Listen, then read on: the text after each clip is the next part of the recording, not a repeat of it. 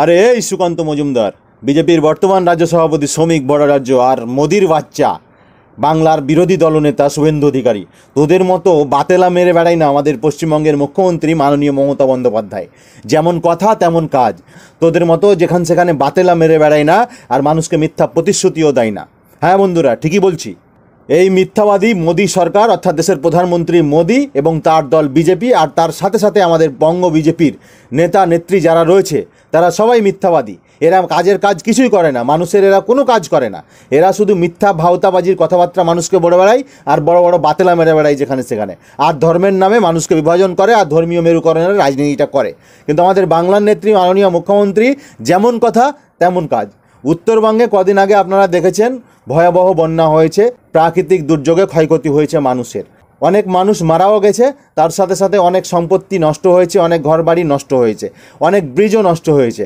মমতা বন্দ্যোপাধ্যায় যেরকম কথা দিয়েছিল 16 দিনের মধ্যে দুধিয়া ব্রিজ করে দেবে, ঠিক আজকে তার কথা পূরণ করলেন তিনি।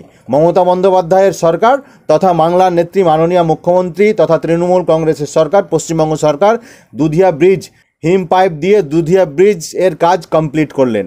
আপনারা দেখতে পাচ্ছেন সোশ্যাল মিডিয়াতে, আপনারা দেখুন ভালোভাবে। মাত্র 16 দিনের মধ্যে এই ব্রিজ কমপ্লিট করা হলো, মিরিকের সাথে শিলিগুড়ির যোগাযোগ ব্যবস্থা যাতে ঠিক থাকে তাই। যেমন কথা তেমন কাজ, যেটা আমাদের বাংলার নেত্রী মাননীয় মুখ্যমন্ত্রী মমতা বন্দ্যোপাধ্যায় ছাড়া আর কেউ করতে পারে না, আর কেউ করে না।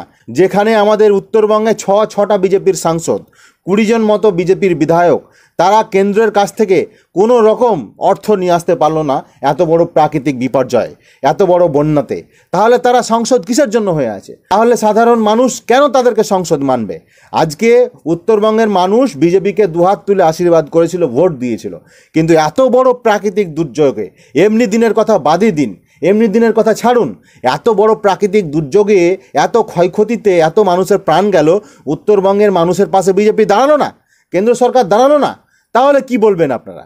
উত্তরবঙ্গের মানুষের উচিত হবে এই বিজেপিকে জ্বর সমেত উত্তরবঙ্গ থেকে তুলে ফেলা, এবং আগামী 26-এর নির্বাচনে এই যে বড় বড় ভাষণ মেরে বেড়ায় না শুভেন্দু অধিকারী, সুকান্ত মজুমদার, এদেরকে উত্তরবঙ্গে ঢুকতে না দেওয়া এবং এদেরকে কড়া জবাব দেওয়া। আমি বাংলার সকল জনগণের কাছে একটাই রিকোয়েস্ট করছি, আমি আপনাদের সকলকে বলতে চাইছি, যখন তখন আমরা দেখতে পাচ্ছি সোশ্যাল মিডিয়াতে বিজেপি নেতা মন্ত্রীরা কোথাও গেলে সাধারণ মানুষের জনরোষের মুখে পড়ছে, সাধারণ মানুষ তাদের তেড়ে যাচ্ছে, সাধারণ মানুষ তাদের উপরে লাঠি বাটি ঘটি নিয়ে তাদের উপরে চড়াও হচ্ছে, কোথাও কোথাও তেড়ে দিচ্ছে।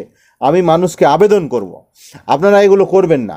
আপনারা আপনাদের রাগটাকে সঞ্চিত করে রাখুন, রাগটাকে আপনারা নিজের কায়দায় রাখুন, আপনারা আপনাদের রাগটাকে কন্ট্রোল করে রাখুন। তাদের উপর আপনারা উত্তেজিত হতে যাবেন না, তাদেরকে মারতে যাবেন না, তাদেরকে আপনারা তাড়াও করবেন না।